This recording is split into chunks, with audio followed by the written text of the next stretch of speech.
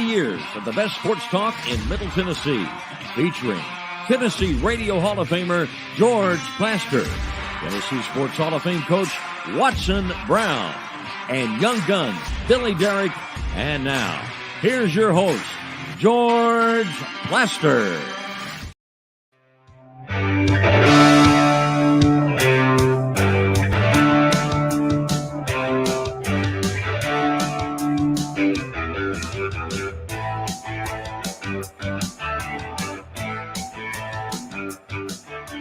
Hello again, everybody. Welcome in. It is a beautiful Tuesday. Man, great weather. That's the good news. The bad news, not going to last. This is probably today the last of the 60s or 70 degree kind of stuff for a while. And then we get back down toward the low 50s for highs. So we're not there yet. But we are 22 days away from the opening of the Major League Baseball season. And by then, it better start getting better. And it will. Let's say hello to Coach Watson Brown. He joins us from up on the plateau. So one appearance on a golf course, and that's it? Yep, so far. Okay. That's it. All these storms, we've been having to do a lot of stuff around the property. So I'll be glad to get all that cleaned up and then get back to the priority of playing a little golf. Well, let me say this. I am so dadgum tired of picking up sticks. Yeah. What that's came part of what we've been here, doing. Watson, what came through here Friday, I'm told did a lot more damage in our area in Nashville, and in particular where I am in West Nashville, than just about anywhere else.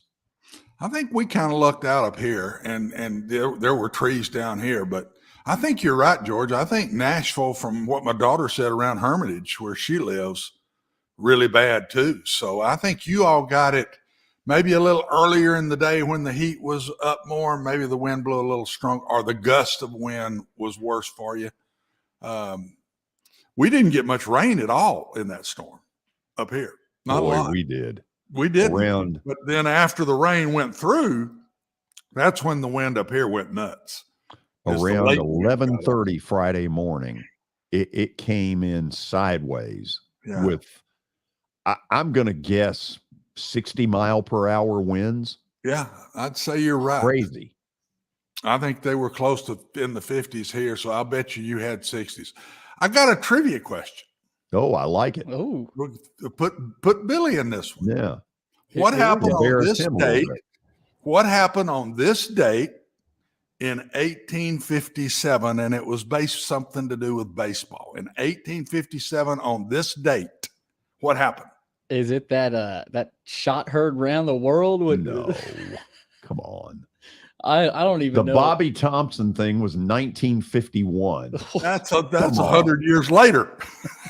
I don't even go back that far. I'm pretty sure it was 1857. I'm nearly positive I read this right.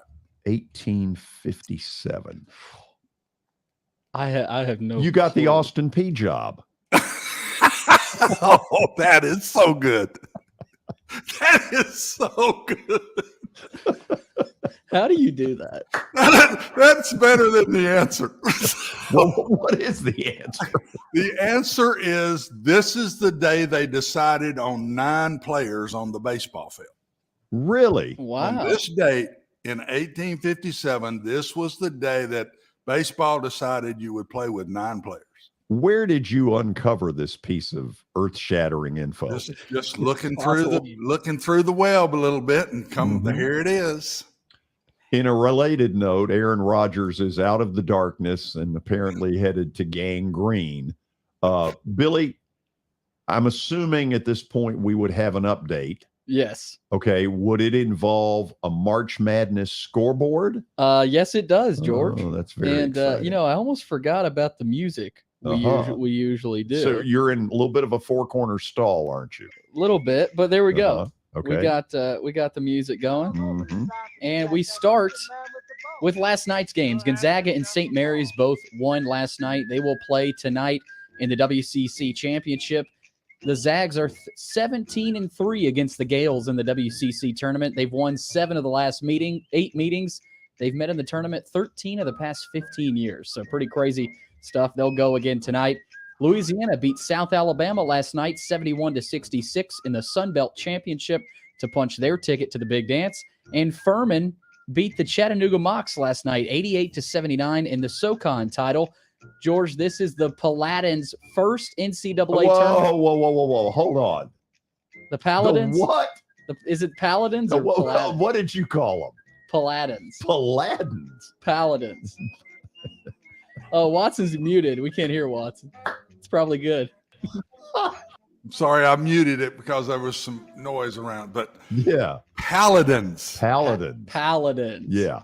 So your scoreboard, it appears, does not have any of today's activity. I was going to get there, George. Okay, well, go right ahead then. I'm not forgetting about today. Oh yeah. So let me see. Is Georgia Tech the Yellow Jackets or the Jackets? He never stops, Watson. He never stops. Georgia Tech. You gave him an opening on that one. Oh, yeah, I sure did. That was too easy there. Georgia Tech and Florida State going at it right now. Florida State leads at the half 31-21. Loyola Chicago and St. Joseph's going at it in the A-10. St. Joe's leads 44-42. We've got a bunch of games today, George. Louisville and Boston College also. Ooh, that'll be a biggie. In the ACC tournament. Northern Kentucky and Cleveland State tonight. And you know what? I texted my buddy Darren Horn last night about 45 minutes after the game. He got back to me. I told him I would be watching tonight. There you go. I am rooting for Northern Kentucky, but the Norse. Just remember, Cleveland State is the school that the NCAA was so mad at. They were so mad at Kentucky that they added an extra year on Cleveland State. That's according to Tark the Shark. One of Tark's best lines ever. It's one of the all-time best. One of the all-timers. In the Colonial Athletic Championship, UNC Wilmington and Charleston. Really good story, Charleston. They could punch their ticket tonight. And Gonzaga and St. Mary's, as I mentioned tonight, George. So we got a bunch of games. Let me give you a little scouting report. Did you report. win, George? Did you beat the spread with St. Mary's? Did they cover? Well, they won by 7, and the line was 7. 6.5. Or 6.5. Yes. 6.5. So you covered the spread. Okay. My team was up 26 and almost gagged it. BYU went full court press on St. Mary's. They didn't have a clue. And I'll guarantee you tonight, Gonzaga at some point in that game will pull out full court press, and St. Mary's better be a lot better prepared, or they're going to end up where they do every time they face Gonzaga when it matters, with a big L.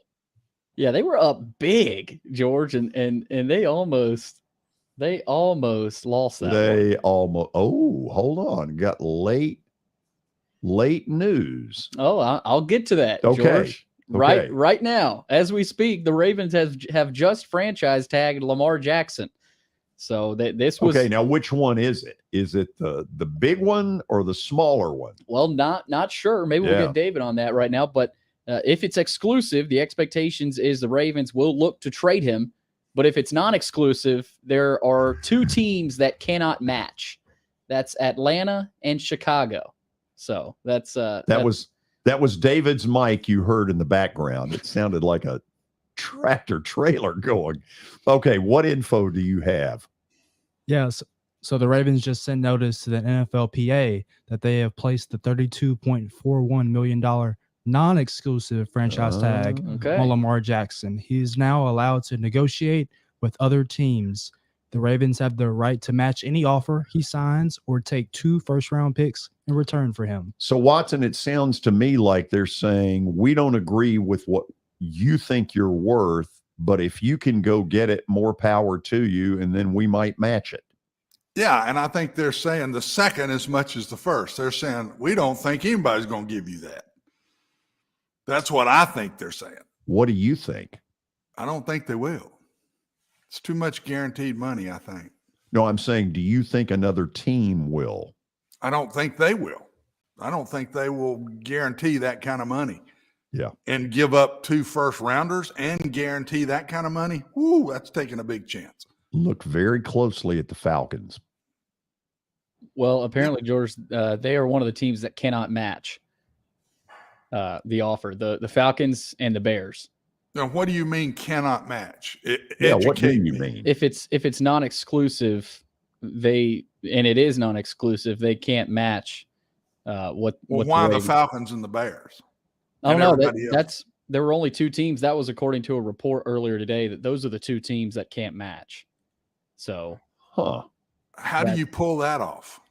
I don't know. See, I'm just trying to get educated here, but I don't think there's anybody in the building that can educate me. I think you're right. You might be right there. At least I'm admitting it. So what's old Aaron up to?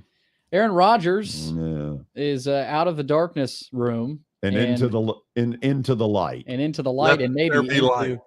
and maybe into the New York Jets franchise potentially. The Jets had conversations with him today. They flew out some officials to meet him in California, but no one knows what's going to happen of it. So it's unclear whether that'll result in a trade or what it will result in. Will he take them to the cave?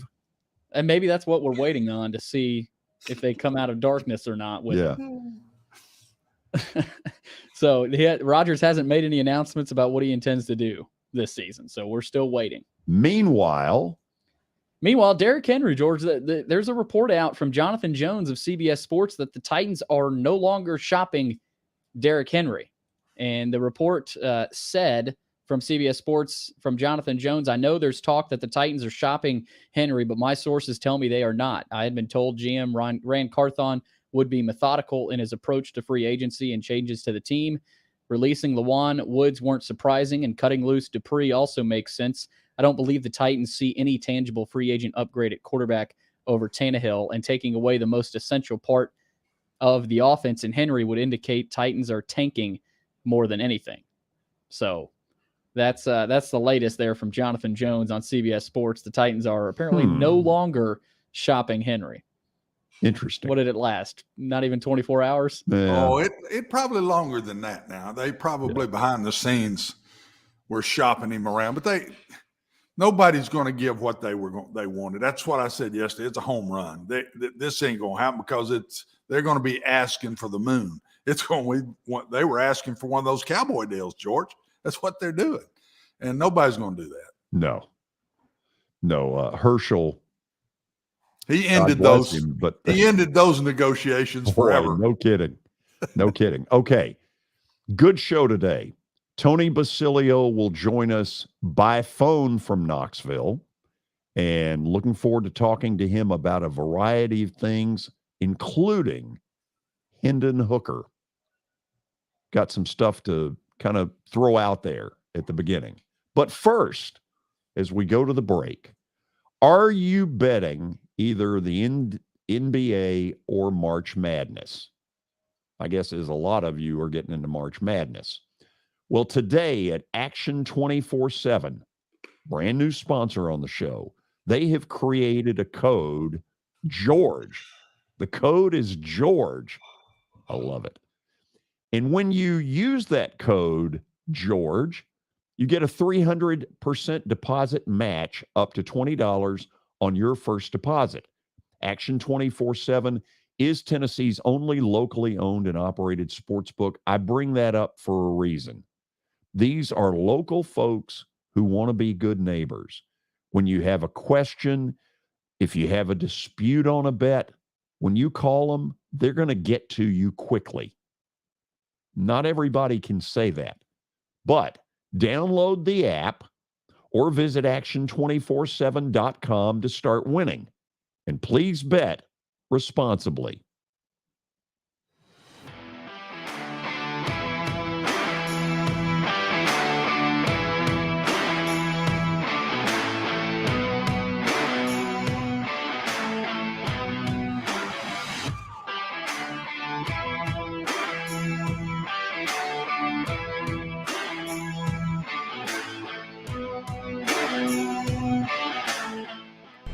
How am I going to get to work? My car's totaled. Skylar, our team is making a call right now. We'll get you a rental car. Don't worry. That's a relief. Call us 24/7. We're here. We're going to help. Year number 2 of the Plaster and Friends Celebrity Bowling Night was awesome. And the reason is really simple. I chose Strike and Spare, and they were amazing.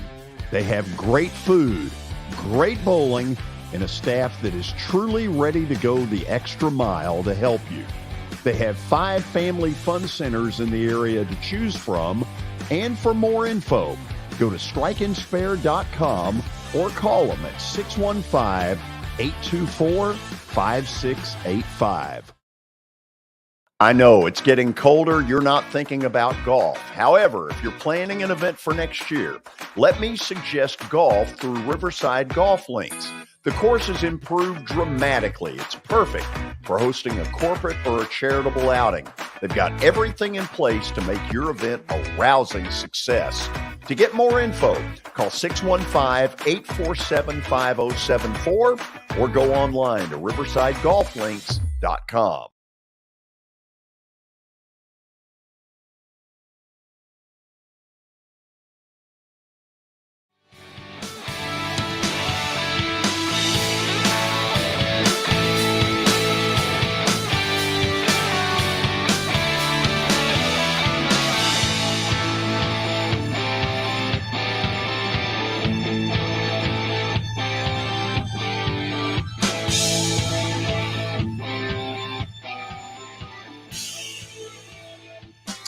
We're back. Let's clean up a couple of things real quickly. Atlanta is eligible, if they want to be, to go after Lamar Jackson. Now, Diana Rossini from ESPN is reporting that the Falcons are not going to do that, which maybe begs the question, why not? Because right now all they've got is Desmond Ridder. But anyway, enough of all that. The non-exclusive franchise tag has been put on Lamar Jackson of the Baltimore Ravens. Now, let's head to Knoxville and say hello to Mr. Tony Basilio, sports talk show host extraordinaire in the Knoxville, Tennessee area. Tony, how are you? George, it is a blessed day here and probably our last nice day that we're going to get here in quite a while because, we've had spring-like weather here, but the winter stuff's rolling back in. Hopefully not for long, Tony. We're 22 days from opening day. I'm not willing to buy it long term. That is music to my ears, my friend. Yeah. 22 days opening day. Wow. Bring it on. So let me start with Hendon Hooker, who went to the Combine in Indy last week. First of all, what are you hearing? I'm guessing he made a really good impression in interviews. Did he do interviews? I believe he did. Obviously, there are teams that, see him as draftable, as Watson has opined on here. And Watson thinks he's going to surprise some people in terms of where he's going to go. The thing I thought was really interesting about him, and this is the season, right, where people poke holes at people's games. And there's, as you know, there's a game that's played in the NFL game where certain organizations will leak things to guys in the press about this player or that player when the whole time they have their eyes on them. But they're just, they either want to bring down the value of a certain prospect in the eyes of other teams or try to shape a narrative or whatever it is. You can't tell me that the way the NFL game currently sets with the challenge they have with finding quality quarterbacks that a Hendon Hooker won't get an opportunity in that league. Now, what will his draft position be? Your guess is as good as mine. I'd say that's speculation at this point, especially coming off the injury. But George, at the same time, I thought his answers last week publicly were really interesting when he said, look, I was in a one-read offense, but my guys were always open. So what did you want me to do? I mean, go to the second read, go to the third read. I mean, my guys were open. And I think his play, which in a year and a half was otherworldly here the fact that it looks so easy, I think really is a great compliment to him. I know that the narrative at the NFL level as well, he played in a one-read offense and he's the product of it. And I'm not so fast on that. He was playing that position at a really high level, and the people at Tennessee that I talk to believe he has the aptitude to play at the next level. And, to some extent, aptitude is almost as important as physical skills when you get to, and you see how some of these guys flame out at the NFL level. You could have made a real case for him had he stayed healthy to be the Heisman Trophy winner. Watson, let me bring you in here because you have been very outspoken that not only do you think he's going to be drafted, but you think he's going to surprise people with how high he's going to be drafted. So spit it out. How high do you think he's going to be drafted? I don't think he's out of the second round. I think he'll fall in the second round somewhere. I've even seen grades now since the combine's over, which he couldn't throw in. I have seen grades where they have him in front of some people have him in front of Levis, that he's in the top 4, and Levis was 5. And I knew I brought this up to Tony, I guess last week or a couple of weeks ago. I knew when he got there, the questions were going to be, are you this good? Or are you a victim of the offense? I knew that was coming. And man, did he nail it. He said, look at the throws that I made. They're all big boy throws. He said, if we don't throw the ball behind the line of scrimmage, our downfield throws are big boy throws, meaning these take arm strength, small windows. And I know what he's talking about, some of those fades up the boundary that he'd complete time after time after time with the small areas to throw it into, and those seams he would hit in the middle of the field around the hashes. Those are big boy throws. And I would venture to say of all of the guys on there, he probably had some of the tougher throws. Yeah, his people were open, but they're not easy throws to get them to him. So if I was grading him, Tony, and he had stayed healthy, I think he would have graded out number 1. He has size, he has height, he has arm strength, he has a quick release, and he performed. The number 1 quarterback down there in the combine was Richardson, because he's 6'4", 240, ran 4.3 something, I think it was, or 4.43 maybe, something. He ran very, very well. He had the strongest arm, they said, that was there in the camp, but he didn't perform. Hendon did both. I think he would have been the number 1 rated quarterback, guys, if he hadn't gotten hurt. And that's why I think he will stay in the top 2. And he won't just be a good player. He is going to be a really good pro, in my opinion, and a starter for a long time. And see, I think that's a really interesting point you bring up in terms of, I don't know if I'm ready to go with you there on him being a starter in that league. I certainly think there's a place for him in that league. I don't know. You and I are going to differ. I don't know, George. I don't know where you are on that. I look at him and I say, certainly an organization is going to value him. Watson, I hope you're right. I hope somebody takes him highly. If somebody takes him there, they're going to value him to be and have a crack at starting down the line. I hope you are singing off the correct songbook here. It's going to be interesting to see because, he does do a lot of those things, but his measurables, whereas the Richardson kid is just, he is off the charts in terms of the physical stuff, but it's the rest of it you wonder about with a guy like that. And he didn't function in some of the bigger games the way Hooker did. Now, did he have the supporting cast around him? Did he have the system? I mean, all those things are certainly up for debate. My thing about Hooker is, ask Nick Saban what he thinks of Hendon Hooker. His defense hadn't been skewered like that in his lifetime. And that kid was lights out that day. And that's the biggest stage. Hey, in our league, that's the biggest possible stage you can get on, one of those CBS games where you're playing Alabama. It doesn't get better than that. Well, guys, when was he not lights out? The one game that he got hurt in, he was not lights out. The rest of them, that's right. He was top of the line. Everybody wants to talk about Bryce Young. Well, yeah, he's small, but he makes all the plays.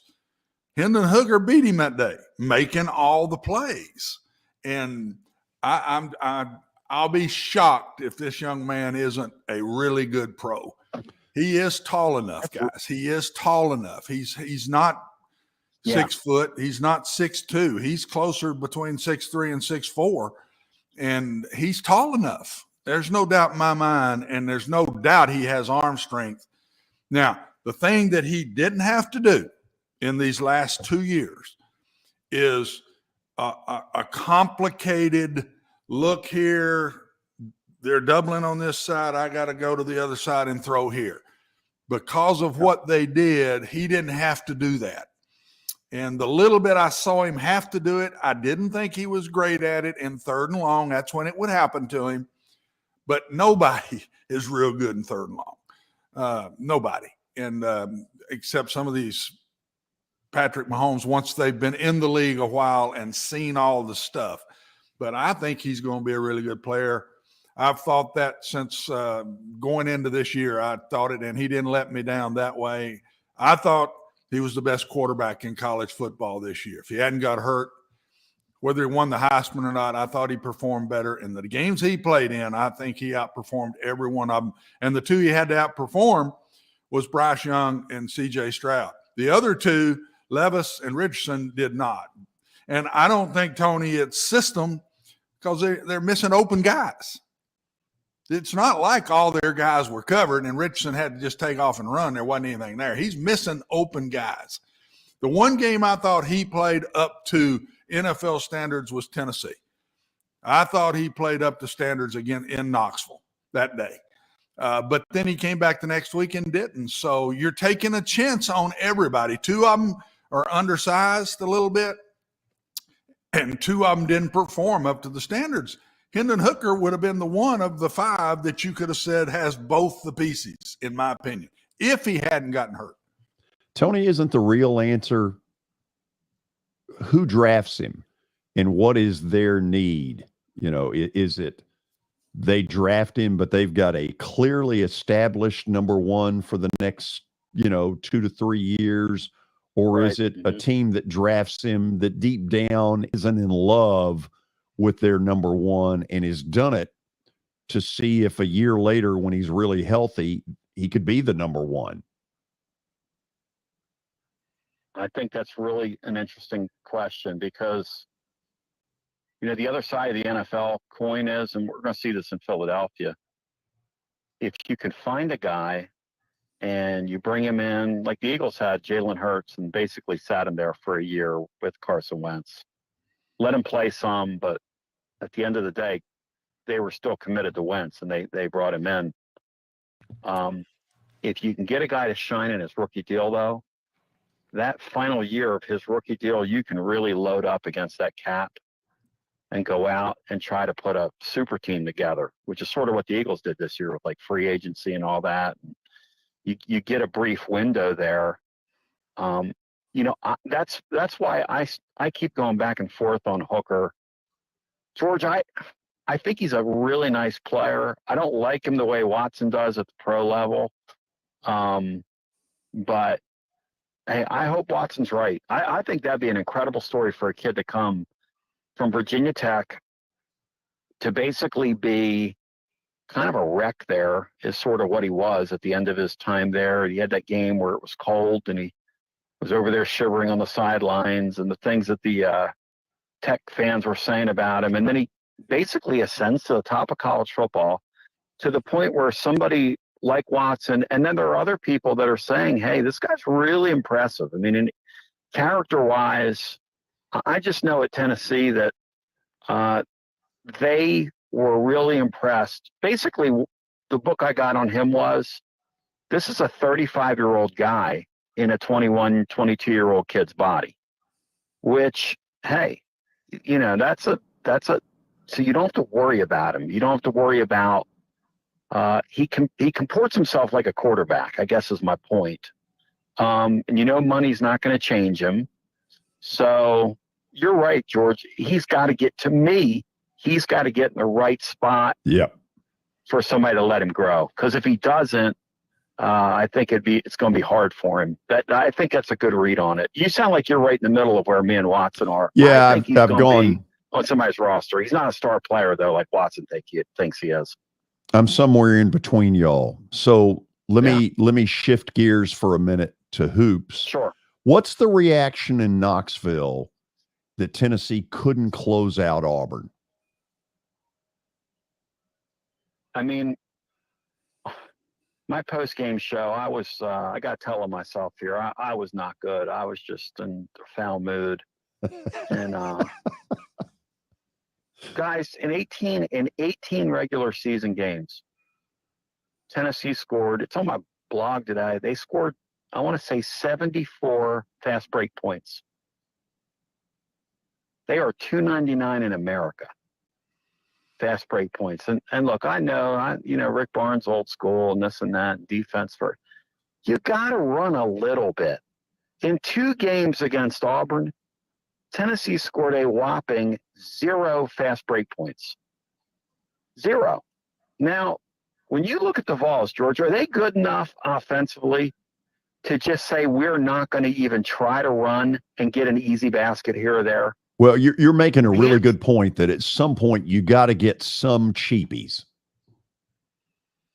Everybody does, right? Yes. I mean, I looked just for the heck of it. I looked up Barnes last year with Kennedy Chandler, and I thought, well, surely this is just this team, and they're not built to run. Last year's team was 274 in America, in terms of. I mean, there's like 300 and whatever there are teams. Yeah. They were 274 last year with Kennedy Chandler. They're 299 this year. I would have thought. So basically, Barnes is so old school that we're just not going to run. And I go back to when we had a conversation about this yesterday, and it made people angry. And it was not my intention to make people angry. Basically, it was my intention to get this off my chest that I can't watch this much longer. It's going to drive me crazy. The game with Vanderbilt, you were there. Yeah. The Phillips kid steals a ball. He's got a pretty open lane. All he's got to do is get in there and lay the ball up. Tennessee probably wins the game. Now, you don't know what's going to happen, but they probably win the game. Yeah. What's he do? He does not do what you do 100 times out of 100. In the moment, we all criticized the kid. Now that I've had a chance to think about it and realize that these guys didn't even score 100 fast break points in an 18-game season, which that's 5 or 6 points a game if you do the math roughly. In fact, they didn't come close to it. They were on the north side of 75. Point is this. I think that is a kid that had that instinct almost coached out of him by that head coach, who's so defensive oriented. And I know people don't want to hear that. And I know people don't, but you gotta let your players play, man. And I'm saying this about a guy that won 22 regular season games in Barnes, but now comes the time of the year where you really gotta let your players play.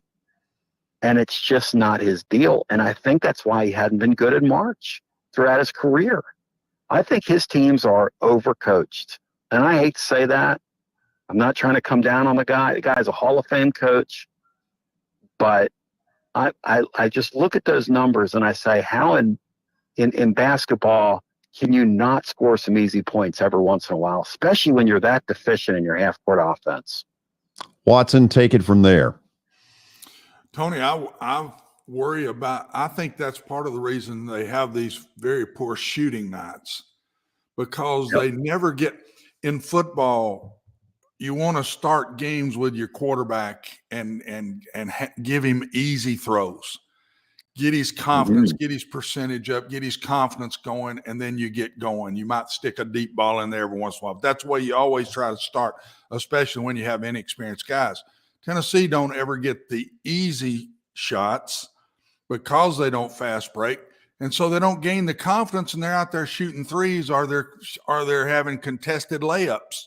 And I think that's the reason they have these games where they just absolutely just have 28% shoot nights. It's because they never get confidence. And when you play that slow down style, nobody ever gets in any rhythm. That's what scares me. They don't get in rhythm. And I'm a Coach Barnes fan, so I am.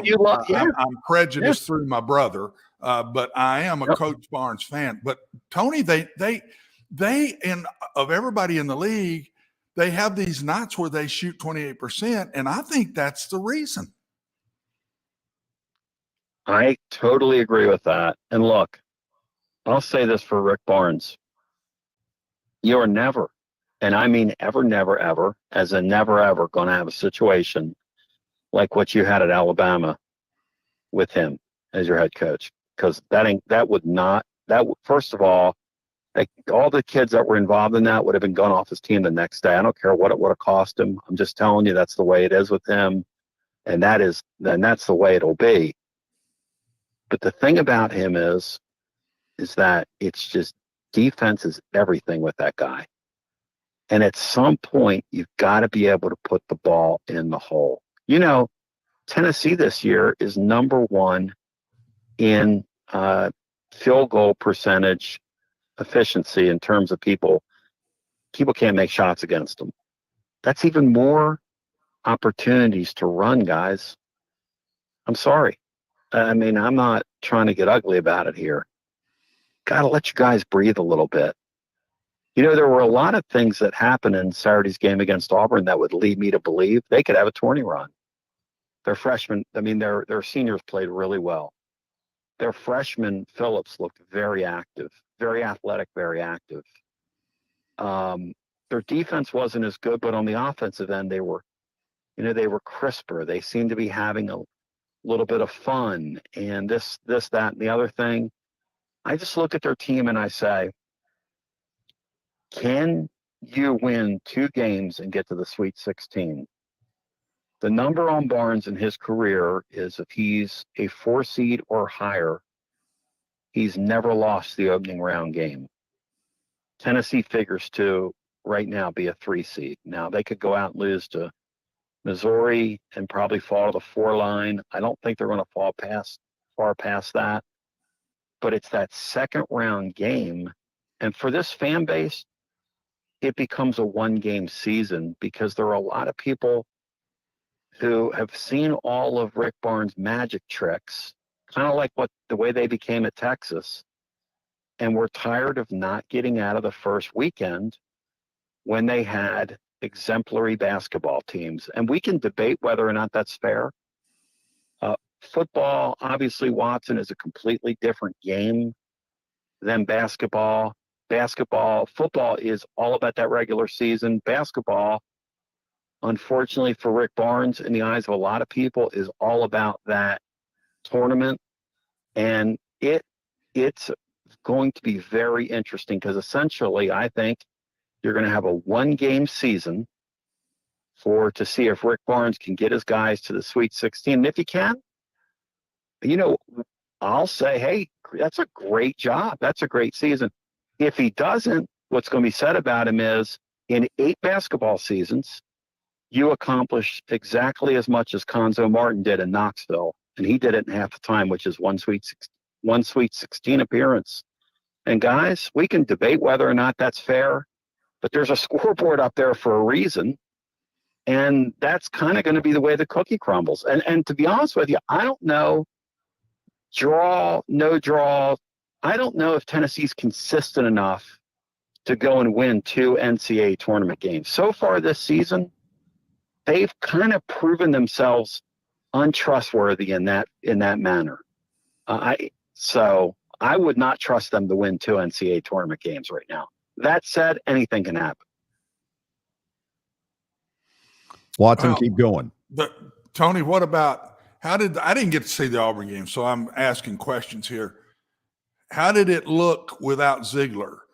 Did Vescovi take over as the point guard? Did they get through that okay? Did that look okay to you? They were really good until it really mattered. Late in the game, which I think is when point guard play, the first 35 minutes of a game, okay, fine. The Vols had a 3-point lead with 6:15 to play and didn't score a field goal in the final 6:15, which, Watson's what you're talking about, the way that offense kind of comes and goes. And when it goes, it really goes. Yeah. But they got in pretty good positions. This Vescovi guy is just he's one cool customer, plays hard all the time. The key kid from down in Salina, Tennessee, played really, really well. When they gave him a chance to play some point, they let Triple J handle the ball a little bit. And, he's a nice veteran presence. Look, these guys have a veteran, senior-laden team mixed with some pretty good young players. If they could just get their feet about them in that tournament, they looked Saturday like a team that could go on a run. I wish I trusted them. But in order to go on a run, in my mind, in that tournament, you got to score some easy points every once in a while. And they have a coach, for whatever reason, who's averse to it. And I'm criticizing it. I know people say, he knows more about you. He knows a million times more about than I do. But I know one thing. In that game, when you are as offensively challenged as the Vols are, and you decide as a matter of principle that you're not going to take cheap points, as George was calling them earlier, you're making it so much harder on yourself to defeat people. That's my opinion. Hey, Tony, first of all, as always, let me do this. So the Vols play Thursday afternoon. You will be, I'm trying to do the math in my head, you'll be on the air probably around 5:30 Central Time. No, 5:30. Is that right? Eastern time. They'll tip off around 2:30 Central, probably. Okay, so you do a post game that gets pretty lively. Tell people how they can hear it, and I'm sorry for screwing up my math. Oh, George, we're all in broadcasting for a reason. Yes, we are. I don't think anybody doing a talk show is going to split an atom anytime soon with their intellect. That said, I am on tclub.team. George, it is everything I can do. Like, my wife looks at me half the time and goes, I don't know how you made it through the day. I'm glad you made it through the day, but she said, you're doing a great thing, talking into a microphone. Probably the one skill in life I actually am qualified. The one job in life I'm qualified to have. But yeah, I do that sometimes, George. I screw up the time zones, and then I'm going 3:30, 4:30. The game's over. At this time, it starts at. Y'all live in Nashville. I mean, that's just got to be because all the times that are given on these. Oh yeah, are always Eastern times. So you got to always recomputing. I would never last if that was going on. I'd be an hour later, an hour early for everything. But thanks, guys. Listen, thank you. I'm going to call you when we get off the air. Need to yap at you for a second. Thank you all. I know that's a thrill. Thank you. Hey, Tony. Okay. We'll go to the break, and then we'll review a little of the NFL stuff that has gone on and looks like it's going to go on up to the deadline about 15 minutes from now. So stay tuned.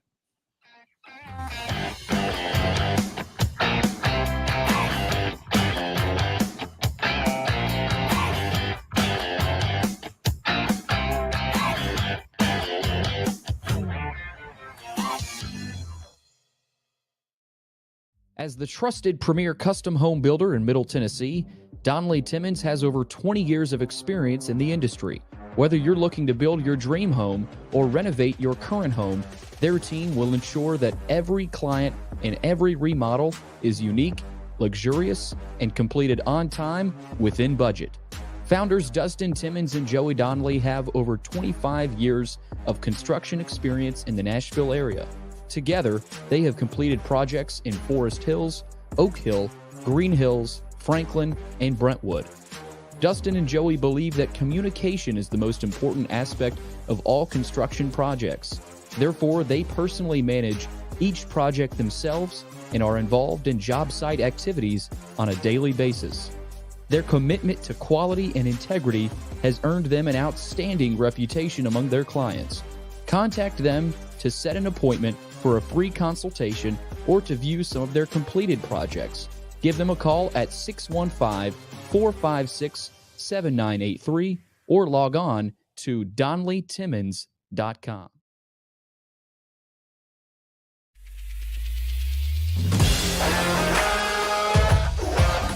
Hockey in Music City just hits different. It's one big honky-tonk party. It's the sea of gold in the crowd. The goals, the saves, the celebrations. It's an experience like no other. Don't miss a minute of the action this season. Visit NashvillePredators.com/tickets to get your seats today. That's NashvillePredators.com/tickets. And we'll see you at Bridgestone Arena.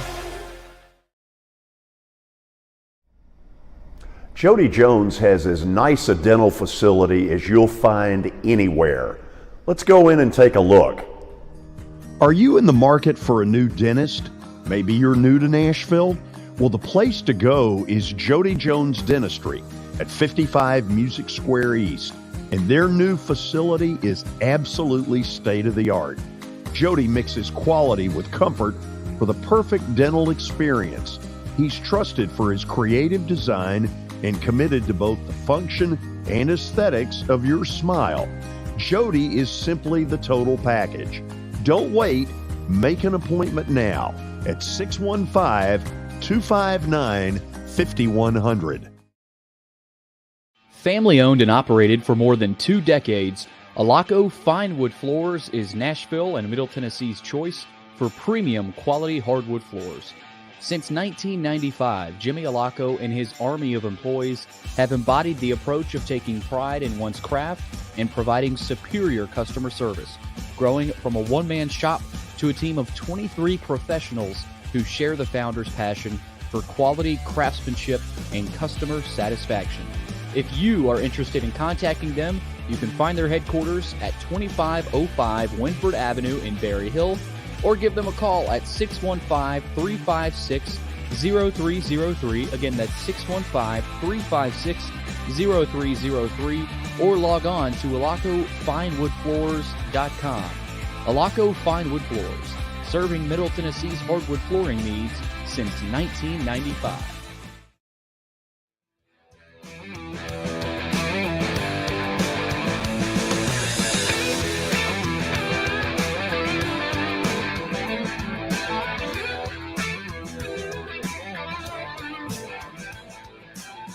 Very quickly, let's get into a couple of NFL notes. The Ravens have gone with the non-exclusive franchise tag on Lamar Jackson. And we'll try to explain what that means. What it means is that other teams have the right to sign him to an offer sheet, and then the Ravens have to decide whether they want to match or not match. Now, there had been a belief that the Atlanta Falcons would be a real player if Lamar Jackson was, quote, available. David, you've been monitoring over the last few minutes. What's come out there? Yeah, so 34 minutes ago, Diana Rossini came out and said that the Falcons will not be a player for Lamar Jackson to match that offer sheet, or offer one at least. Several people have confirmed that story. Peter Schrager of Good Morning Football and Albert Breer as well have said the Ravens is going to be the main player for Lamar Jackson, at least right now. No Falcons for Lamar Jackson. Watson, why wouldn't the Falcons be hot to trot? I don't know. This whole thing has just been so weird to me. I mean, when you're asking for that kind of guaranteed money, I just don't know who's going to jump at it. I don't. And so he may be stuck with the Ravens, George, just because nobody wants to throw that big an offer out there. Guaranteed money is huge. That's the difference in what's going on in today's world in professional football. That's what matters, is the guaranteed money. Absolutely. The rest of it's all window dressing. Yeah, I mean, he can go out and tear his knee up or get like me and get injured on one play and never play again, and they owe him all that money. That's a big, big chance to throw that kind of guaranteed money around. Now, the news out of Green Bay - New York is that the Jets have been given permission to send some people to talk to Aaron Rodgers. Here's a couple of things they'll learn. He's weird. That's one. Secondly, he's pretty darn good. Unless they don't already know that. Well, if they don't know that, they really need to kind of keep up with some things. Enter the light. Watson, do you think he's going to the Jets? Well, and the third thing they better take with them's a flashlight, because they're gonna be they're gonna be talking to him in the dark when they get there. Extra batteries, or my Greek uncle used to say, bateria. Is he good enough to go into a place like the Jets and turn them around? Yes. But depends on his attitude. If he goes in there in the proper way and let's go, guys, let's get this done and stay focused and don't go on these negative deals and get to the sidelines and not speak to anybody and all that kind of stuff. But yes, he's plenty. If the Jets got a hold of him and he was out to prove everybody wrong and he's really into what he's doing, it'd be worth it, in my opinion. I think he's still got it. Is that his biggest hurdle right now? His attitude and it is his antics? Yeah, I mean, look, he can still throw the football, but he's gotten weirder. But guys, not at the. Well, I mean, you've had running backs with attitude or this, but you can't have your quarterback. No. In that you just can't do it, and not a Brady-like guy that's older and established and all of that, and you go in and they're going to listen to you. And if you go in there and mess them all up, man, it's just going to make it worse. I think he'd be taking a chance, but I do think if he stays in Green Bay, we're going to look at the same thing again. He'll have the same kind of attitude. If he leaves and goes somewhere, I think he will give them their best shot. David, you look like you got some new info. Yeah, just some breaking news on the Jets and Aaron Rodgers front. You know, we'd have a breaking news sounder, but Billy, I don't know if it's a protest or what the deal is. Yeah, Woody Johnson's private plane has just landed in California, so the Jets contingent have headed out to California to meet face-to-face with Aaron Rodgers. Well, isn't that special? So it is happening. Isn't that special? But guys, the poor Jets are so desperate. No. Imagine what they're where else do they go now? You know, they've got to go talk to him. They've got to at least look into this. Let's be honest. If this doesn't happen, then it's probably Ryan Tannehill next in their on-deck circle. But now, how does he go back to Green Bay? This is going to get so weird. This is only the beginning. Yes, it is. You have to imagine one of the initial questions are like, how long are you going to play? Is this going to be a deal year after year? You're going to hold us our feet to the fire, or are you going to stick around and honor your contract? So, Watson, I think that's the beauty of him going to the Jets is they're in no position to challenge it. If he wants to play diva ×2, this may be the perfect place. Well, and he won't have to be as off the wall to get press in New York City. Yeah, I was going to say, could you imagine the level of press? I'm not sure in Green Bay he can't yell and anybody hear him. So I mean, it's they're out by themselves. New York City, if anything, I think he'd back off in New York, which might help him because they're going to be coming at him. He ain't going to be having to try to find somebody to talk to him. Believe me. The Mike Lupicas will get to him. Oh yeah. Okay, I know we got to go. Got to get to the break. Stat of the day, which I'm told I have no chance to answer, but don't doubt me. And don't doubt Watson. Okay, Billy, ye of little faith. I'm not doubting Watson. I think Watson's going to nail it. Really? Yeah. And you think I'm clueless? Yeah. Well, same to you. Back after this.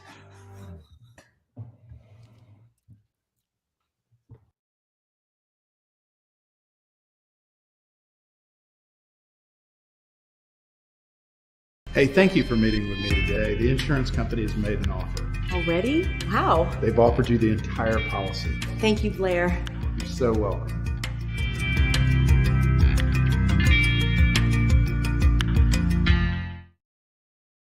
Forget the fact that Sir Speedy Music City is owned by my BGA classmate James Warren. Their work stands on its own merit. James and his staff do incredible work, as evidenced by the huge banners at the Plaster and Friends Celebrity Bowling Night. If you're looking for quality to help your marketing and business communications, and you want it at a reasonable price, these are your folks.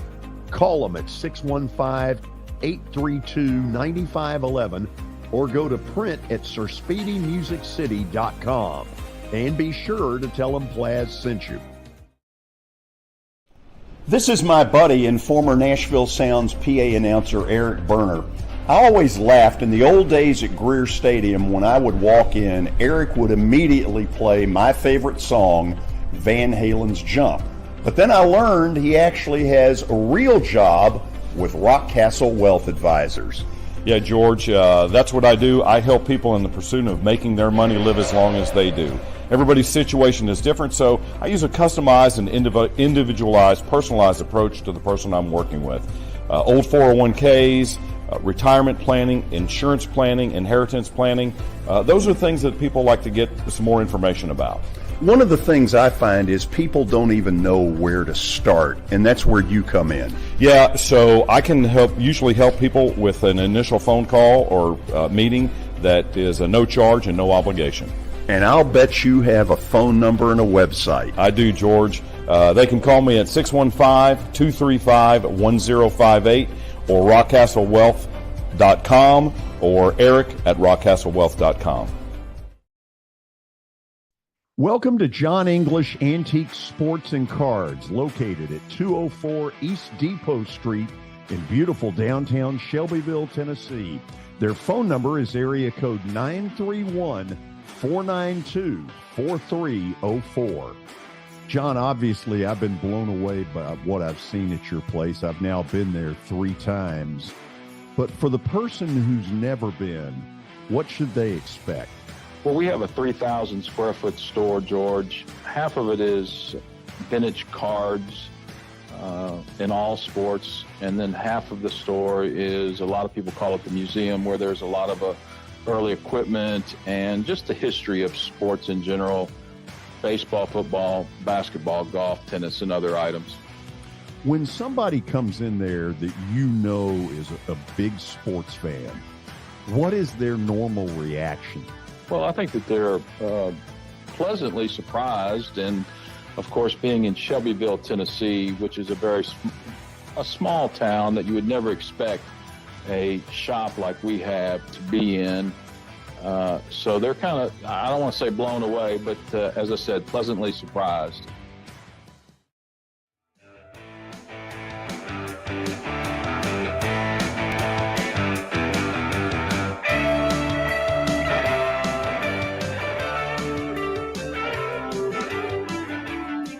All right, here we go. It's time for Stat of the Day, brought to you by John English Antique Sports and Cards. You can find them out in Shelbyville, Tennessee at 204 East Depot Street, Tuesday through Friday from noon to 5. Also Saturdays from 10 a.m. to 5. Give them a call at 931-492-4304. All right, let's see what David's got cooked up for us today. A little bit of NFL history question. The Saints, New Orleans Saints, have not selected a quarterback with their first or second round pick of the NFL draft since 1971. Can you name that quarterback they selected? Sure. Archie Manning. Isn't that Archie Manning? Oh, my bad. Buzzer. Oh.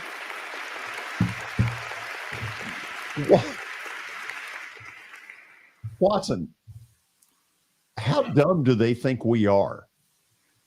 Well, he called you dumb. He didn't call me dumb. No, I know. All I said was I think Watson's going to nail it. And you went a little. Well, I played against Archie. I ought to know that one. Yeah, I saw Archie play as a college player at Vandy. Was there anybody with that good of a college career, but just got stuck with that bad of an NFL dreadful franchise? They were absolutely dreadful. By the way, even though we ended Stat of the Day really quick, and Watson, let's just be honest, you and I nailed it. Yeah, that one we got. That's the Nailed quickest stat of the day ever. If you are watching this show live, you are about to get one of the most hilarious laughs in history. Not necessarily at Taylor Barnette, but take a look at his backdrop. Would you get out of the way? Leave the frame for a second, Taylor. Oh, good Lord. Oh, my gracious. You like that, George? Oh, hey, that's Taylor, very you special. finished me for the day, babe. I think I'm gone. I'm just out of here. Hey, I might need to switch it up before we actually start talking because George can stop being able to look at himself. I think that's probably not a bad idea. Taylor, let me ask you this. Okay. Hey, Taylor, that one thing, George, Taylor, his head just got bigger than that by you doing that. I'm telling you right now. Okay. His ego just got bigger than his house. He's going to start Googling himself after we get off the show. If you want to help the show, why don't you retweet this angle is even weirder. This whole deal? What I want to know is, do you even know how to retweet? Oh, please. Coming from the guy that on his voicemail says, "Hey, this is George Plaster. I now have an iPhone." As if that's groundbreaking news. Oh, man. Okay, so we've got some late breaking news in pro football involving Daniel Jones. This has just come over. Taylor, you're just going to have to sit in the on-deck circle and stare at my beautiful picture back there. Looks like he's done a 4-year deal with the Giants to avoid some level of franchise tag. David, you got anything? Yeah, 4 years, $160 million for Daniel Jones to stay in New York. He got paid. You sure did. Big time. I think he deserves it. We should be so lucky. Okay, so you got to get that thing out of there. God, that is here awful. for the day. So let's talk about your alma mater for a minute. Let's start there with Belmont, and then we'll go to Lipscomb. Okay, for now, their seasons are over. Mm-hmm. It doesn't look like either one of them get in the NIT. Is there any benefit to either of the schools to go CBI or whatever in the hell they call this stuff? Yeah, that's a good question, and I think it's an interesting topic of discussion. As I think about it, I think I'm almost positive you pay your way to play in these tournaments. You pay for your travel, your stay, and also it's like, what do you say about the standard of your program? The goal is to get to the NCAA tournament. The goal is to win championships and to get to the NCAA tournament. And, I feel like the NIT is very respectable as well. That tournament has grown a lot, and I think they've done a really good job with it. But past that, I don't think that there's a lot of respect for those other tournaments. You could argue, well, if your team doesn't want to play in that, do they really love to play? Like, it's just hard to motivate guys at that point. If you ask the team, do you guys want to play in the CBI? I bet you get 0 votes for yes. And I think you lower your standard. What does that say to recruits? What does that say to guys coming in the transfer portal? It's like, oh, Belmont or so-and-so, they play in the CBI. Like, I don't want to go somewhere that they play in the CBI. So I think that you have a standard in your program. You have to stick to it. I remember at Louisville, we were the first team out. Year 3, I was there, and we said no to playing in the NIT. And the reason was because this is Louisville, and the standard is we play in the NCAA tournament. So I think you do have to set a standard, and you have to stick to it. Okay, I hear where you're going, but could you also not make the argument that even though you've put this really nice spin on the NIT, I know for a fact that a lot of kids that end up playing in the NIT could care less in game 1. But once they win, it starts to get a little more interesting and they get a lot more motivation. Yeah, I mean, the opportunity to be able to play in Madison Square Garden in the Final Four of the NIT is pretty cool. Not everybody can say that they've played in Madison Square Garden. Lipscomb, when Coach Alexander was at Lipscomb, they made it to the Final Four of the NIT and played in Madison Square Garden. I believe they made it to the championship. Yeah, lost to Texas. But But, I think that the NIT's got a little bit more exposure. They got a contract with ESPN. That's attractive. It's more home games or a true road game, which is fun. So I think that past the NIT, I don't think it's a really an attractive opportunity. Obviously, the NIT isn't a very attractive opportunity. Kids want to play in March Madness in the NCAA tournament. That's just reality. Taylor, should Belmont be disappointed? I mean, obviously, when you lose, you're disappointed. But in year one of the Missouri Valley, they obviously learned it's an upgrade in athleticism. Kind of give me your report card, and should they feel pretty good about year one? I think they have a ton to be proud of. I really do. To finish in the top 5 in the conference in first year, Missouri Valley had some really good wins, won over 20 games. I think they have a ton to be proud of. And honestly, Indiana State got hot. That Nice kid had 9 threes, went 9 for 11. How do you beat that? That's pretty tough. So, and that's what happens in the tournament. I think they have a ton to be proud of. I think year one, it's like, well, that was a really good year one. We couldn't ask for much more. I think the coaching staff did a phenomenal job carving the way into new territory, and the players did as well. They were bought in. Multiple guys that were on all conference honors.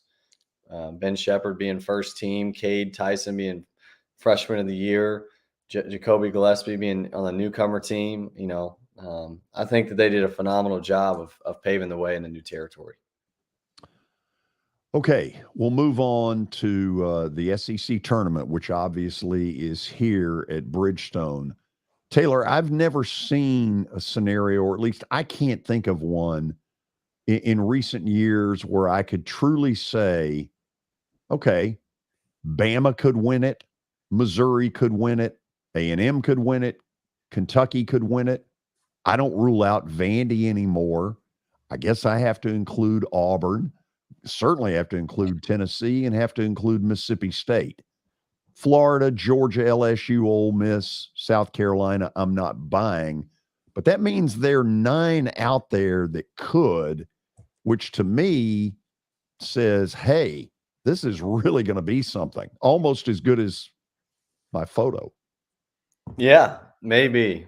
And I remember, I think my junior year at Belmont, Austin Peay was the last seed in the OVC tournament. They got hot and they won 4 games in 4 days and went to the NCAA tournament. And that can be true of any team in college basketball. It really can.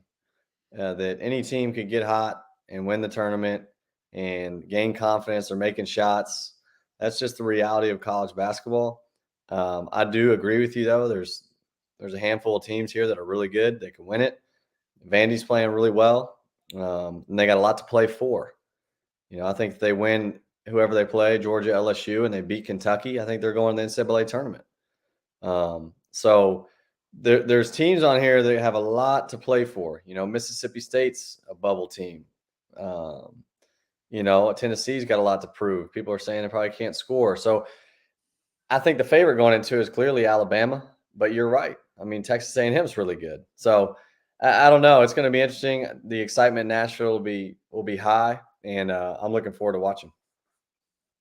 Okay, let's go back on God, that fat head. That is ugly.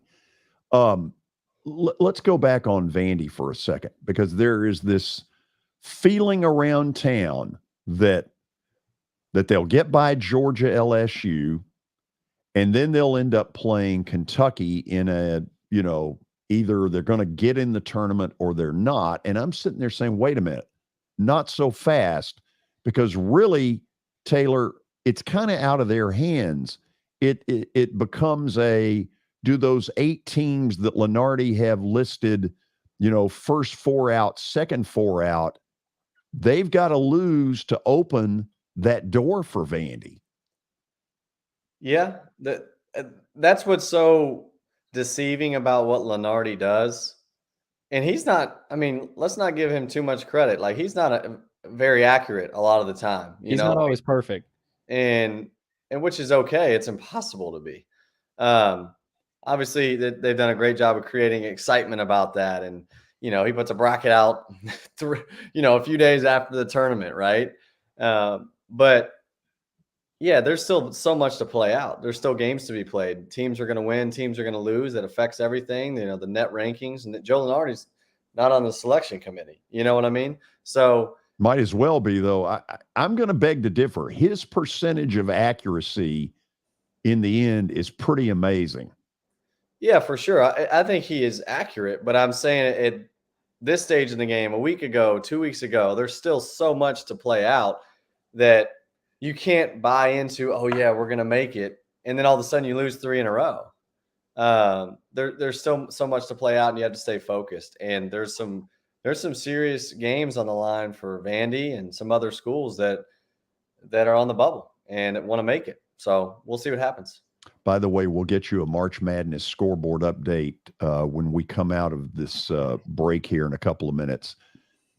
Taylor, give me some thoughts on Alabama and what they've been going through the last 2.5 weeks, because there's been a point in this where I've thought the rest of this team, other than Brandon Miller, seemed to be really down, not playing nearly at the level of efficiency they had been. Tell me what you think now. Yeah, man, it's just a sad situation. It really is. I think that those players got to be emotionally tired. That's all they hear about the last few weeks. They're going to face some serious hostile environments, some nasty tweets. I think if they really want to win, practically they've got to block out the outside noise. I would if I was their coach, I'd say, hey, delete your social media. Let's come together. It's us and no one else. Because there's a lot of distraction right now, and they got to stick together. And I think that they're probably tired of hearing about all the stuff that's going on. But they still have enough talent to win the SEC. They still have enough talent to win a national championship. But you're right. It's about, can they stay focused? Can they play hard? Can they play together for the remainder of the season with so much going on? You think they can? I do. Let's go back to Lunardi for a second. When you were at Louisville, was he gospel reading where you all, every time he put something out, looked, or were you, we pay no attention? The only gospel reading in college basketball, in my opinion, that probably goes from every single coach is Ken Pom. Ken Pom is the GOAT. Everyone looks at Ken Pom. Now, there's some other analytics services now that, people look at as well. But to me, that is the only, the only gospel reading in terms of basketball that every coach really looks at every single day. Because reality is, if you take care of business and night in and night out, and you're going to be okay. But sure, when the net was introduced, I looked at the net every day. I wrote down our net ranking, and I looked at our Ken Pom rankings. I wrote down our offensive efficiency and our defensive efficiency. Those are the only two things I looked at every day. Billy, will you be able to tell if Taylor has not retweeted during the break? I will. Okay. I'm going to I deleted my Twitter app on my phone about a year ago. So that is so weak. Gosh. Oh, man, it's great. It's freedom is what it is. I was tired of people tweeting. Okay. You're going to get better questions after the break. Watson will take over at that point. As we go to the break, I want to welcome back a new sponsor, and that, of course, is Action 24/7. And here it is. Are you betting the NBA or more likely March Madness? Well, today at Action 24/7, use the code GEORGE. That's right. I've got a code. And you get a 300% deposit match up to $20 on your first deposit. Action 24/7 is Tennessee's only locally owned and operated sports book.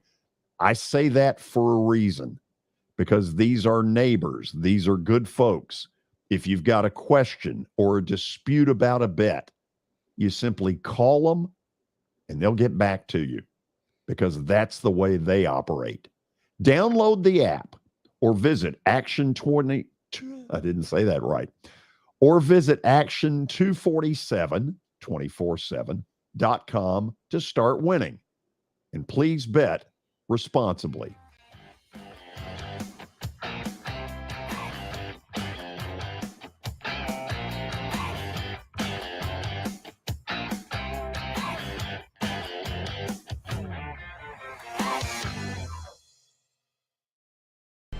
How am I going to get to work? My car's totaled. Skylar, our team is making a call right now. We'll get you a rental car. Don't worry. That's a relief. Call us 24/7. We're here. We're going to help. Year number 2 of the Plaster and Friends Celebrity Bowling Night was awesome. And the reason is really simple. I chose Strike and Spare, and they were amazing. They have great food, great bowling, and a staff that is truly ready to go the extra mile to help you. They have 5 family fun centers in the area to choose from, and for more info, go to strikeandspare.com or call them at 615-824-5685. I know it's getting colder. You're not thinking about golf. However, if you're planning an event for next year, let me suggest golf through Riverside Golf Links. The course has improved dramatically. It's perfect for hosting a corporate or a charitable outing. They've got everything in place to make your event a rousing success. To get more info, call 615-847-5074 or go online to riversidegolflinks.com. When the Nashville Predators return home on Tuesday night, March the 14th to take on Detroit, it's another of those college nights, and this time it's the Auburn Tigers. So Auburn students, alums, and fans are invited to celebrate. College Night Series ticket packages include a Predator game ticket and a limited edition co-branded hat. Tickets can be purchased at NashvillePredators.com/college nights. War Eagle. Hey man, who's that cat coming down the street? I don't know, but it sounds to me like that's Wicked Man with the bone. Sure having himself a ball. Welcome back into the George Plaster Show. It's now time for another March Madness scoreboard update, and we start with some finals to report. Earlier today, Richmond dominated UMass in the A-10 first round, 71-38. Georgia Tech ended up beating Florida State by 61-60 in the ACC tournament over in Greensboro. And St. Joe's knocked off Loyola Chicago. Sister Jean eliminated. No NCAA tournament for Sister Jean this year. St. Joe's wins 72-67 in the A-10 championship first round there up in Brooklyn. Got a bunch of other games later today. We got Taylor Barnett's Louisville Cardinals coming up against Boston College here in about 15 minutes or so. Rhode Island and LaSalle also in the A-10 tournament. We got too many games to even talk about, George. Northern Kentucky and Cleveland State tonight at 6 o'clock. UNC Wilmington and Charleston tonight. Those are a couple conference championship games. Some tickets will be punched in those matchups tonight. And before we get back to Taylor, we're going to send it over to David for an NFL piece of news. Yeah, just about 20 minutes ago, Billy, Daniel Jones and the New York Giants struck a deal on a 4-year, $160 million contract for Daniel Jones to remain in New York, up to $35 million in incentives for him. And as a result of that, the Giants have now placed the franchise tag on running back Saquon Barkley for $10 million. So 6 players so far that we know have received the franchise tag. Lamar Jackson being one of them, getting the non-exclusive tag for $32.4 million this year with the Ravens.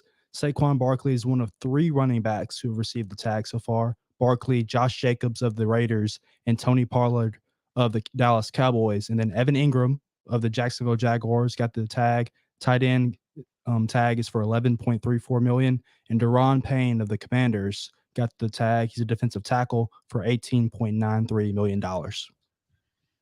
Watson, it's good to be tagged. Well, it might not be, but at least you know you got it coming in. Oh, you're getting some scratch. It's not the contract you want as the player just yet because it doesn't have years in it, but you are getting immediate cash. So yeah, it's better than the alternative. Oh, absolutely. We flopped A.J. Brown out the door, but he got pretty good money after he got out the door, didn't he? Yeah. How do you feel about Taylor's backdrop? I love it. I love it.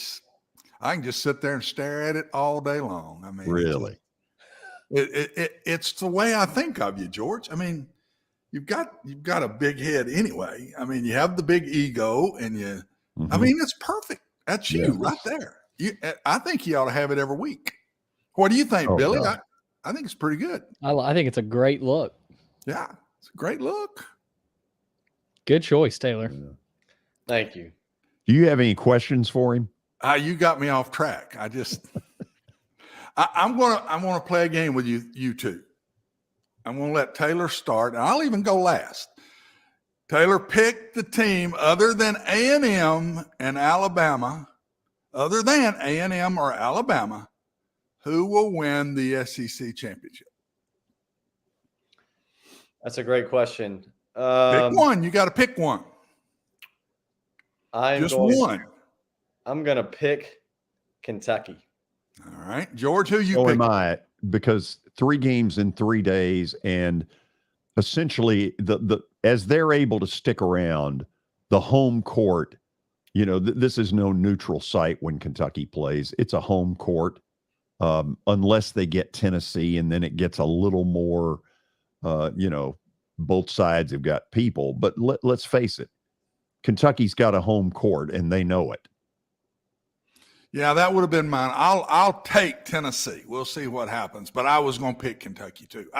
They're on a roll right now. They're playing good. I think, and you're right, guys. I mean, that gym is going to be blue everywhere. It will be deep blue. Yeah, Broadway, and I think it'll be hard on Vanderbilt to beat them. So I think Kentucky will catch Vanderbilt right after losing to them just recently. And A&M will not have anywhere. It will be an away game for the Aggies when they take them on. So, by the way, Taylor, if Kentucky loses to Vandy, you'll be able to get tickets from Blue Mist Saturday. You instead of money, you can just give them that fathead. My favorite part of the SEC tournament every year is the Kentucky fans that stick around even after they lose, and you've still got blue in the building, and they're because they don't want to leave. Well, they've paid for the hotel room, but they also show up like they'll probably be there tomorrow night for some of the Wednesday night games. Could be. I will be too. Watson, go.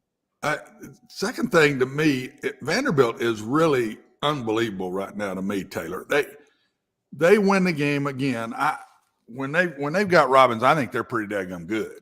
I think they can play with anybody in the SEC on any night and be 50-50 with them. I'm telling you, I think they're that good. But when they lose him, and then they did beat Kentucky, I get it. But then they come back home and beat Mississippi State, and they get out-rebounded by like 30.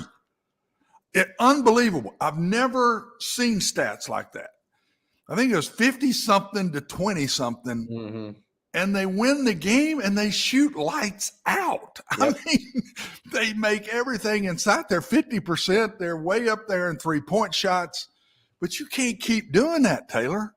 You cannot keep doing that. I think it's going to be a tough run for them in the tournament without Robbins. I just think they're not near the team without him on the floor. But Coach Stackhouse has done one heck of a job. Now, I mean, he's got these kids going from where I don't think they had any confidence at all 2 months ago to now, honestly, I think they go out there thinking they can beat anybody, even without Robbins. But I can't see it keeping up with rebounded woes like that.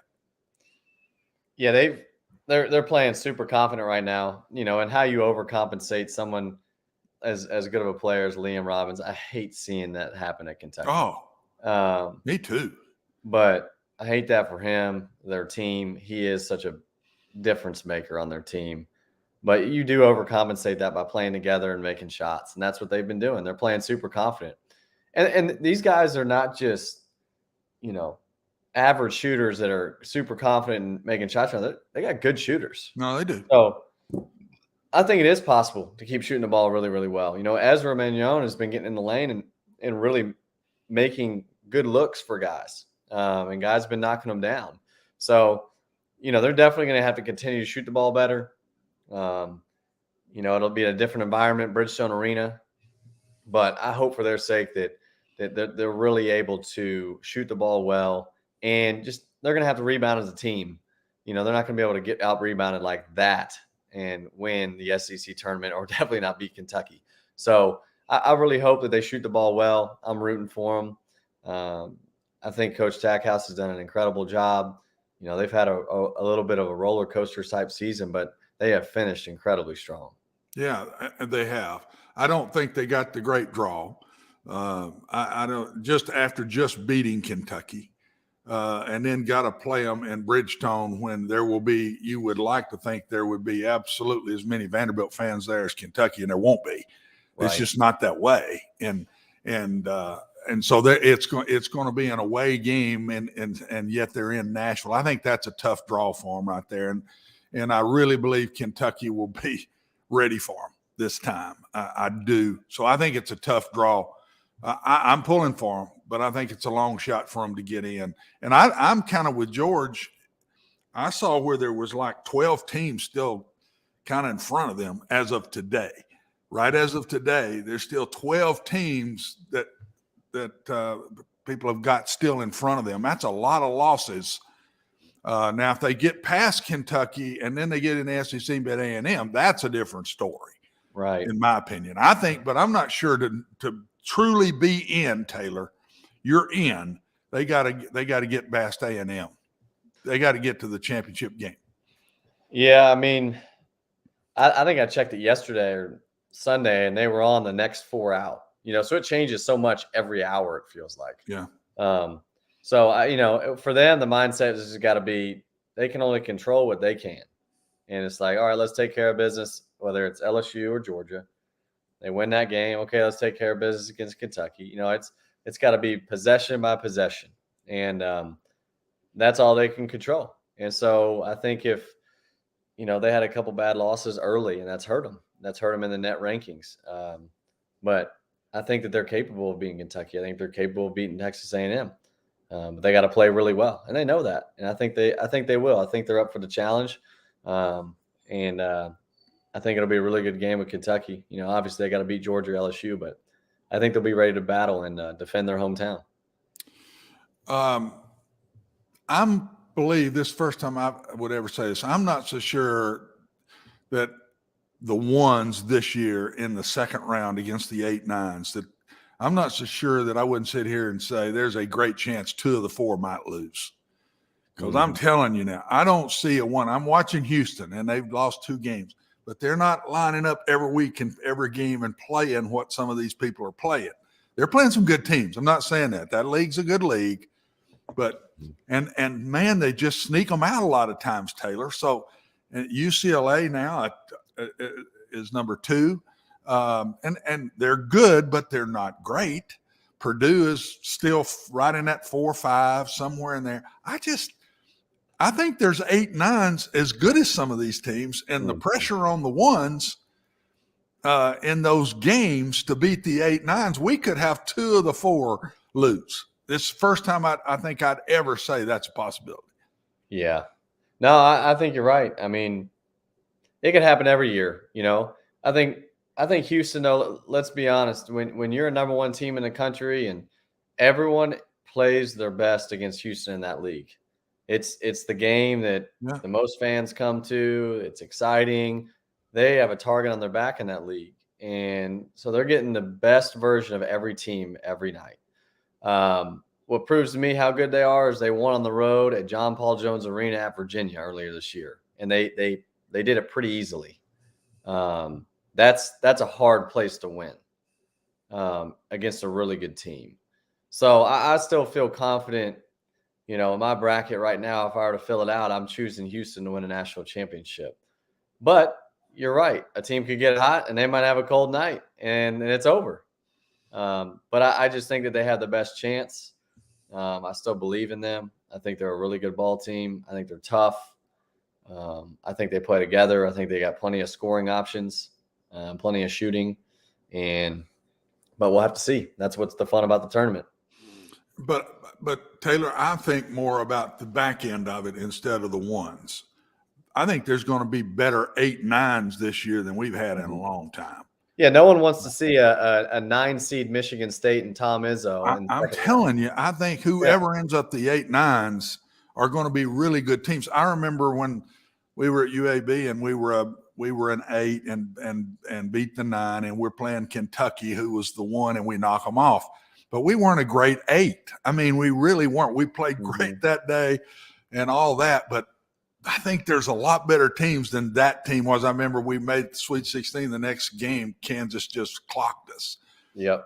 Now, Kansas in those days clocked a lot of people, and we had a great year. But I'm not taking shots at our UAB team. I'm saying the 8-9s in today's world are just a lot better than that team was. Right. And the ones aren't. After we get past the first games of the tournament this year, when the lower seeds are playing those real high seeds, look out, man. I'm not sure this ain't going to be the most fun tournament we've had in many, many years. And there won't just be, we won't call them upsets when one knocks them off, even though it will be if an 8 beats a 1 or a 9 beats a 1. But still, we're going to look at each other and say, hey, I can see that one happening. Yeah. So it's going to be unbelievable. Why do you think, Taylor, that is? Is the transfer portal got anything to do with this, or is it what's making it to where we don't have the dominant teams it seems like we normally have? And is this going to be a trend and keep doing this every year, or not? Yeah, that's an interesting question. I think, flipping rosters more often, guys leaving and new guys coming in and kind of building a new roster every year makes it a little bit harder to build a program. It feels like you're just filling a roster and then figuring it out, versus getting guys for 3 to 4 years and having some pillars in the program.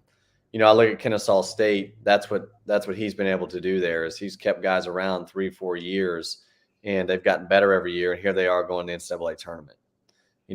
Think about I think that's what's made Kansas so good year in and year out is they have guys they have a mix of freshmen, maybe transfers, but they got some guys that are juniors and seniors and have been there. So yeah, I think the transfer portal definitely has something to do with it. It's hard to establish a culture in a shorter period of time. Well, and you can get good quick, right? I mean, you can completely football's a little tougher to me, the transfer portal. And I mean, like I said this on the air the other day, a guy that I talked to said, I will have 50 new faces in June on our football team, 50. Yeah. Well, that's a lot to put together. But in basketball, you really hit the transfer portal big and you hit 2 or 3 really good players. You've completely changed your team. Right. Taylor. And that's why I think it's easier now to catch back up than it used to be. Yeah. In the old days, you had to bring them in, you had to develop them, and then all of a sudden when they're playing in their 3rd and 4th year, you're pretty good. And honestly, that is not the case in college basketball right now. Tennessee is one of the few teams that kind of looks that way right now. Yeah. They've got guys that have been there. I saw them line up those seniors the other day, and those guys have shot a lot of basketballs in that gym. And but that's not really the way it is. Even look at just about any SEC team you look at, you say, "Oh, that's 3 or 4 new guys that have made a huge difference on this team." I just wonder if we're not going to look at this now every year to where, and with such many new faces in your program early in the season, people aren't going to be as good. And then all of a sudden here about this time, you start coming on. So it doesn't bode well to have that 2 or 3 teams that are just that much better than everybody. Yeah. Yeah. I go back to Tennessee. That's a credit to what Rick Barnes does, and Kansas. I mean, I think Bill Self is one of the best coaches in the country. Year in and year out, he's a 1 seed, it feels like. For a good reason. I do think that there's a lot of value in having guys stick around.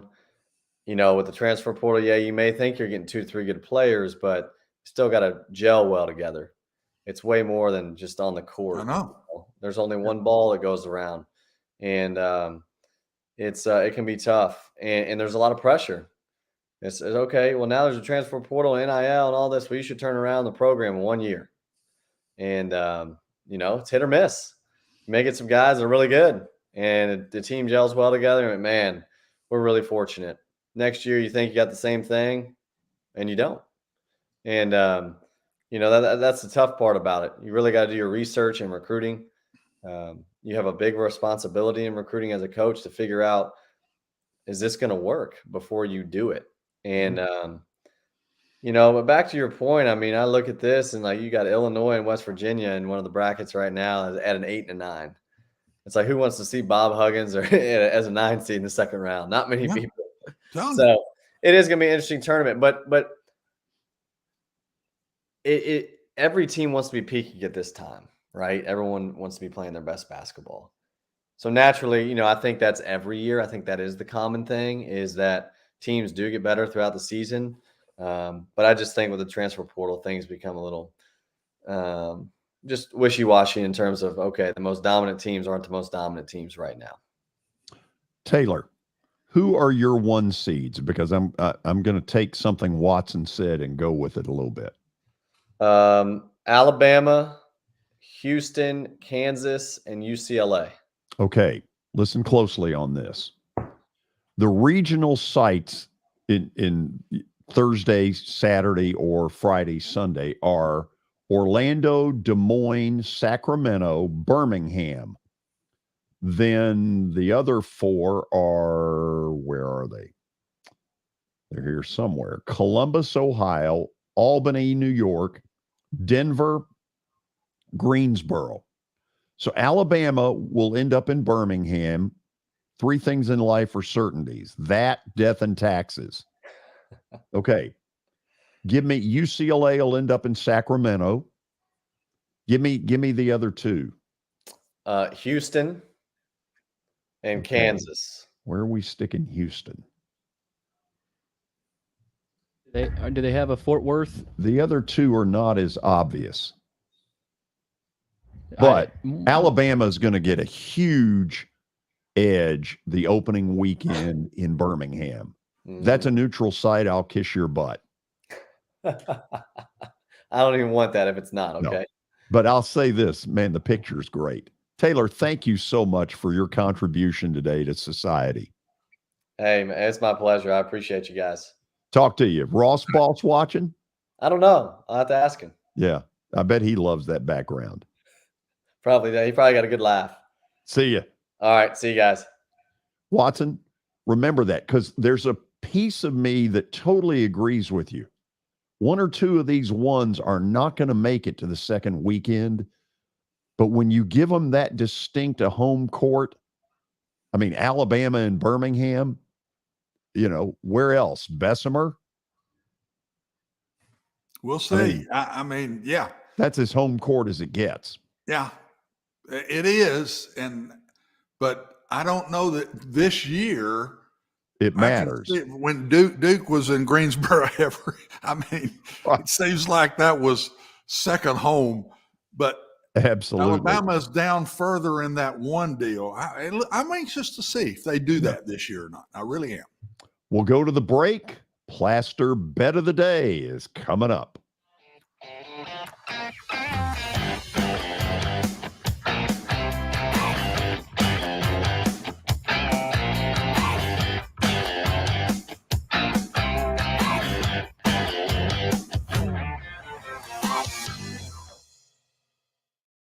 Hey, thank you for meeting with me today. The insurance company has made an offer. Already? Wow. They've offered you the entire policy. Thank you, Blair. You're so welcome.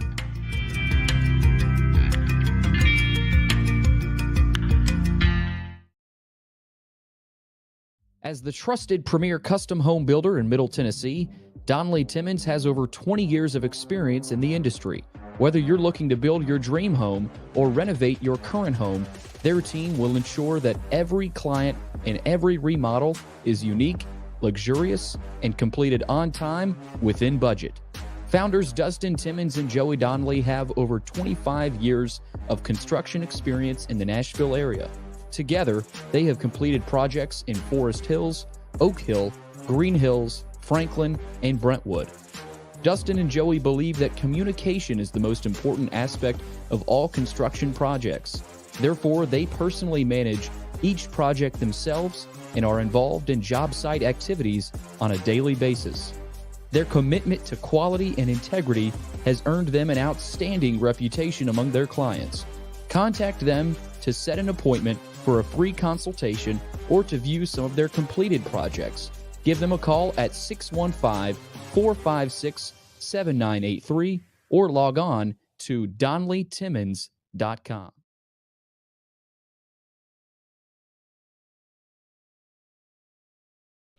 This is my buddy and former Nashville Sounds PA announcer Eric Berner. I always laughed in the old days at Greer Stadium when I would walk in, Eric would immediately play my favorite song, Van Halen's Jump. But then I learned he actually has a real job with Rockcastle Wealth Advisors. Yeah, George, that's what I do. I help people in the pursuit of making their money live as long as they do. Everybody's situation is different, so I use a customized and individualized, personalized approach to the person I'm working with. Old 401ks, retirement planning, insurance planning, inheritance planning. Those are things that people like to get some more information about. One of the things I find is people don't even know where to start, and that's where you come in. Yeah, so I can usually help people with an initial phone call or meeting that is a no charge and no obligation. And I'll bet you have a phone number and a website. I do, George. They can call me at 615-235-1058 or rockcastlewealth.com or Eric at rockcastlewealth.com.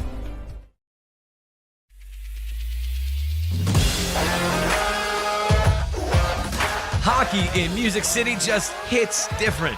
It's one big honky-tonk party. It's the sea of gold in the crowd. The goals, the saves, the celebrations. It's an experience like no other. Don't miss a minute of the action this season. Visit NashvillePredators.com/tickets to get your seats today. That's NashvillePredators.com/tickets. And we'll see you at Bridgestone Arena. Family owned and operated for more than 2 decades, Alaco Fine Wood Floors is Nashville and Middle Tennessee's choice for premium quality hardwood floors. Since 1995, Jimmy Alaco and his army of employees have embodied the approach of taking pride in one's craft and providing superior customer service, growing from a one-man shop to a team of 23 professionals who share the founder's passion for quality craftsmanship and customer satisfaction. If you are interested in contacting them, you can find their headquarters at 2505 Winford Avenue in Berry Hill, or give them a call at 615-356-0303. Again, that's 615-356-0303, or log on to AlacoFineWoodFloors.com. Alaco Fine Wood Floors, serving Middle Tennessee's hardwood flooring needs since 1995. Jody Jones has as nice a dental facility as you'll find anywhere. Let's go in and take a look. Are you in the market for a new dentist? Maybe you're new to Nashville? Well, the place to go is Jody Jones Dentistry at 55 Music Square East, and their new facility is absolutely state-of-the-art. Jody mixes quality with comfort for the perfect dental experience. He's trusted for his creative design and committed to both the function and aesthetics of your smile. Jody is simply the total package. Don't wait. Make an appointment now at 615-259-5100.